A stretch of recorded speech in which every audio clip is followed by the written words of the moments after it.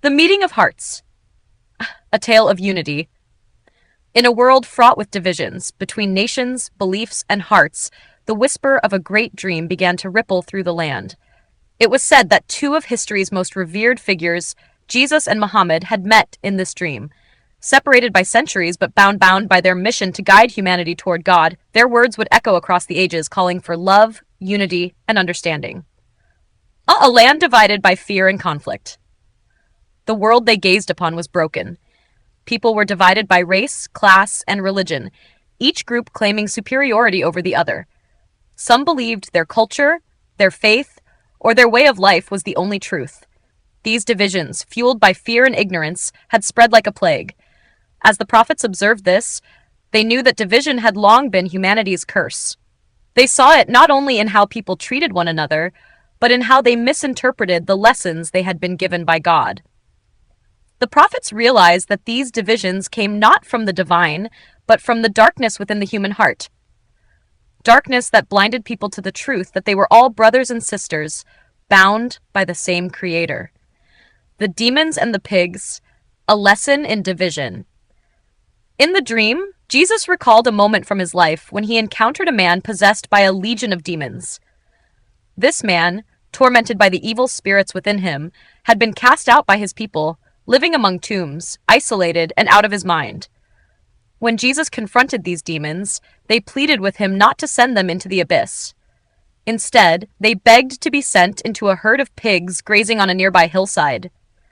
Jesus granted their request, and the demons left the man and entered the pigs. The entire herd, driven mad, rushed down a steep bank and drowned in the waters below. As Jesus recounted this story to Muhammad and those gathered in the dream, he reflected, "The demons preferred the pigs, for they could not survive in the light. They sought the unclean and the divided because such places are easier for evil to thrive. The pigs, often seen as unclean animals in many traditions, were the perfect vessels for the demons' chaos. In the Jewish and Islamic traditions, pigs represent impurity, both physically and spiritually. By sending the demons into the pigs, Jesus showed that evil seeks out places of disorder and division, where it can reign unchecked. But when unity, purity, and light are restored, evil has no place to hide." Muhammad's reflection. The danger of division. Muhammad, listening to Jesus, nodded in agreement. "In the Quran," he began, "pigs are considered impure, not just physically, but symbolically. They represent a state of being unclean, detached from the purity that God desires for his creation.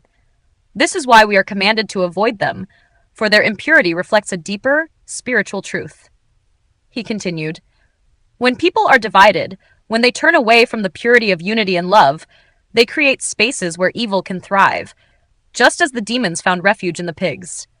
Division allows hatred, fear, and ignorance to grow, corrupting the human soul." Muhammad reminded the people gathered in the dream of the teachings of the Quran, which call for unity among believers and warn against breaking into factions. God made us into nations and tribes so that we may know one another, not despise one another. But when we allow ourselves to be divided by race, class, or even our religious interpretations, we create space for darkness to grow. Like the pigs, we become vessels for the demons of discord. The shared vision, the family of humanity. The prophets, standing side by side, then turned to the people of the dream.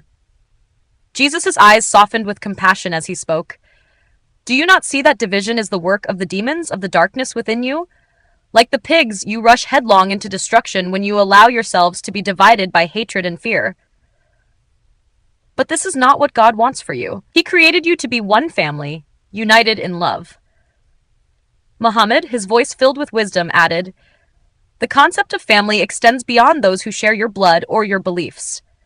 In my final sermon, I told my followers that all of humanity is equal in the eyes of God. There is no superiority in race or wealth, only in righteousness and good deeds. When you understand this, the barriers that divide you will fall."